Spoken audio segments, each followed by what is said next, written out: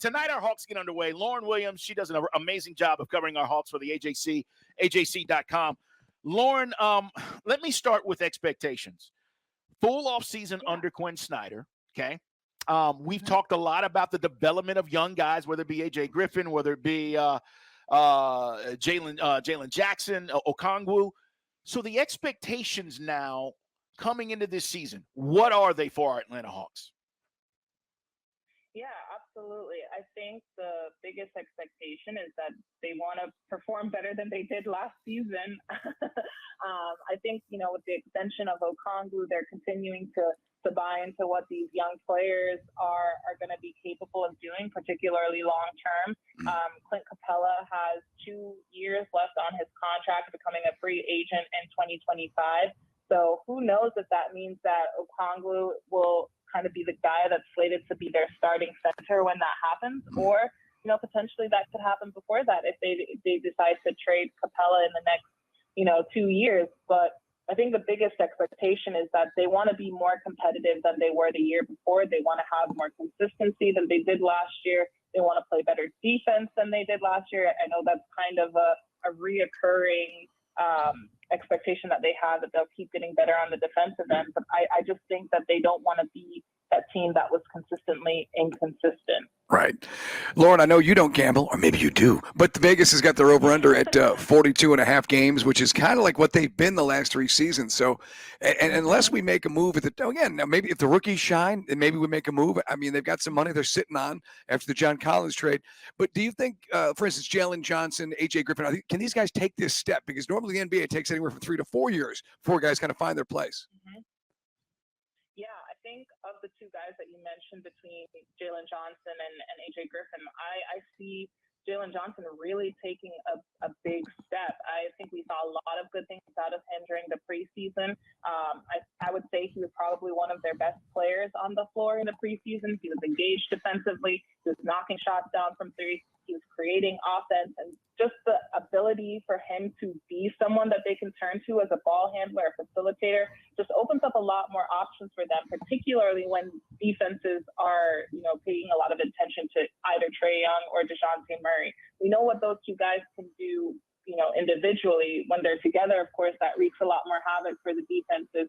But I think the big expectation is for Jalen Johnson to take a step forward, and they need him to, especially on the defensive end, because he is kind of that guy that you anticipate will be the person that takes over from John Collins. At least that's what I see in my mind. I know in the preseason finale, they had Sadiq Bey as the starter, and I can anticipate that they'll probably turn to Sadiq again for their starting power forward tonight against the Hornets. But I definitely think if Jalen Johnson's coming off of the bench, they still have a lot of expectations for him.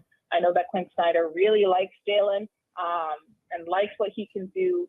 So I think the expectations are high for him. Lauren, let's talk about our point guard and Trey Young. How much better is he going to be with DeJounte this season, in your opinion? Because it was something that we all expected to immediately work, and it didn't necessarily work the way we thought it would. Now, what do you think that's going to look like? Yeah, I think that they're a lot more confident in what they can do after having at least 1 season together. Both Trey and DeJounte are very big proponents of great things take time.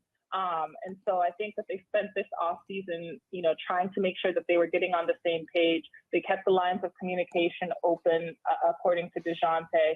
DeJounte was at Trey's wedding this past July. So I think that's a good sign that off the court that they're building a strong relationship, and now it's a matter of seeing how that relationship translates on the court. I liked what I saw from them in the preseason. They looked like a really good backcourt tandem that was sharing the ball. Not a lot of that, okay, you score, I score. They were looking for the best possible option, I think, which is what Quinn Snyder really wants them to do. And I think the Hawks just are a better team when either of them are on the floor, and then it goes to the next level when the 2 of them are on the floor together. So I think the expectation is that they do have to take that step forward. I do remember a really good quote that I have from Snyder when I talked to him in September. He also says that, there still needs to be some patience as far as when we're kind of trying to judge what we're seeing from them in year 2. He said, as much as you don't want to judge what you saw from this team in the last 20 games when he took over as coach, you don't want to have too much of a judgment on them in year two. But I think as fans, as viewers, it's natural to have that. You want to see these guys succeed. I think a lot of people are tired of seeing the Hawks be, so to speak, mid. They want to see an elite team, especially after they got to the Eastern Conference Finals 3 years ago. It is Lauren Williams. Has she become friend of the show, Carl, on Dukes and Bell? Does a great job with the AJC. We'll be down there, by the way, live on Friday for the home opener for your Atlanta Hawks. But, yeah, and Lauren, Quinn Snyder, I don't know if he's a miracle worker, but if you could get these guys to play defense, which, again, you mentioned it, they're doing that in the preseason, maybe a younger team with a coach who's, maybe Nate was my way or the highway, old school. Maybe this is the defense whisperer for the Hawks.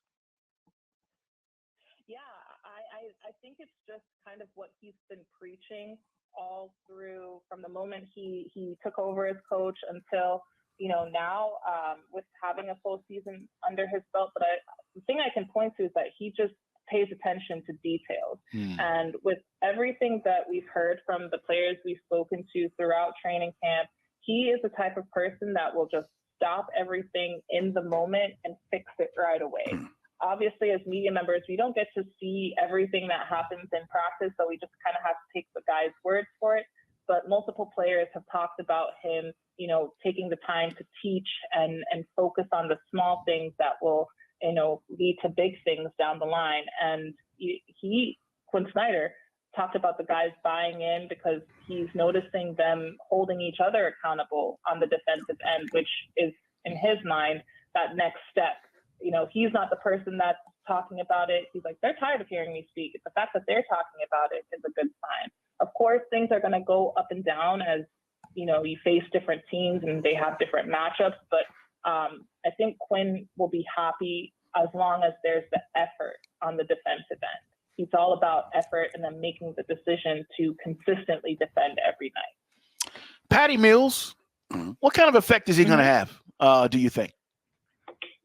Yeah, I think he's going to be, him and Wesley Matthews are going to be big locker room guys. I'm not sure we're going to see a ton of them on the floor based on what we saw in that preseason finale. I mean, when you looked at that, Quinn played, the first 9 guys for the first 3 quarters, and then he went to number 10 at the start of the fourth. So I think that they're going to be mostly those locker room guys who are the guys that are holding everybody accountable. And I think that this Hawks team needed that. They haven't really had a ton of that since they traded a guy like Danilo Gallinari last offseason. And when you look at it, their veterans were Justin Holiday, who kind of didn't meet the expectations that people might have had for him when the Hawks signed him last year. And then Frank Kaminsky, who I heard wasn't exactly a guy that was, leading the charge. And then so that kind of fell upon John Collins, who was 26, DeJounte Murray, John Collins, who was 25 last year, DeJounte, who was 26. I mean, those are some really young veterans, and they don't have a lot of, I guess you would say, life experience, league experience. So I think having players like Patty Mills and Wesley Matthews in the locker room who have been in the league for 15 years, who have seen what it's like to be on teams that go to the playoffs multiple years in a row. In Patty's case, a guy that's played on a championship roster. I think that sort of advice or whatever words of wisdom they have will carry a little bit more weight and trickle down all the way to the guys at the end of the bench. Yeah, we had Wesley Matthews on last week. He's old, as we say, Carl, OG. Yeah, as Lauren said, a good voice in the locker room. Lauren Williams with him, the AJC's with us, guys, here on Dukes and Bell live from Falcons. All right, Carl's favorite subject, DeAndre Hunter. Is this the year that he pops for a? Imagine if this guy actually plays like the 4th overall pick in the NBA draft, Lauren, and goes for 24, 25 a night. Then all our problems are solved. I highly agree. I think DeAndre's biggest problem has been, one, staying healthy and being a guy that is, counted on every single night. And I think one of the big things is that with Quinn really being a coach that preaches ball movement, and again, he's the type of person that will stop things in the middle of a practice and correct it right away. It's gonna pay off for not just a guy like DeAndre Hunter, but the rest of the team. But as far as DeAndre, that ball movement is going to keep him engaged throughout the night. And I think right behind this issues that the Hawks team has had over the past couple of years is that they would, kind of rely a little bit on Trey Young or DeJounte Murray last year to kind of go ISO. And you see this, okay, you score now, I score, you score now, I score. And that's not going to work for this team. So I think if they can keep everybody on the floor engaged, move the ball as quickly as they say that they want to, then I think we see DeAndre being that guy that can score 20 plus a night. Really? No, she's being glass half full. Lord, I hear you. Lord, I want to believe, but I can't. I'm having a problem with the evidence that's been presented to us over the last few years. I hope DeAndre balls out. I've been saying this, but Yeah. I'm with you. I think we saw some good things from him in the preseason when he played those last two games. We were seeing him, like I said, we were seeing him engage. We were seeing him attack the basket, get to the line. Yeah. And that's part of the issues that he's run into in the past. He would try to attack, but he wouldn't get the calls to fall his way. So I think if, we can continue to see him attacking the right way at the right moment, one, he can get to the line a little bit more, get some rhythm going, start scoring sooner. And then two, again, if, guys like Trey Young and DeJounte Murray can continue to keep him engaged, that will also help him. And then we're seeing him attack the glass as far as contesting rebounds and pushing the ball out and getting out in transition. We saw a great lob from him to Clint Capella in that preseason finale. So if we can continue to see more good things like that, I think, he can be that guy that's, I think, scoring. Maybe I'll retract my statement a little bit. Maybe he'll be a 15 plus There you go. every night. Yeah. I can live with that. Lauren, I had said I need him to give me 18 a game, right? And that was the last few years. I said I need him to give me 18. Hey, by the way, do want to mention this. Wes Matthews out tonight with a strained calf. If we didn't say it or Lauren didn't mention it, I'm not sure, but we do want to mention that as we were talking about Wes Matthews and Patty Mills. Hey, Lauren, great job. 82. You ready? You ready to start the season? 82 games. Yeah. Well, I'm ready as I'll ever be.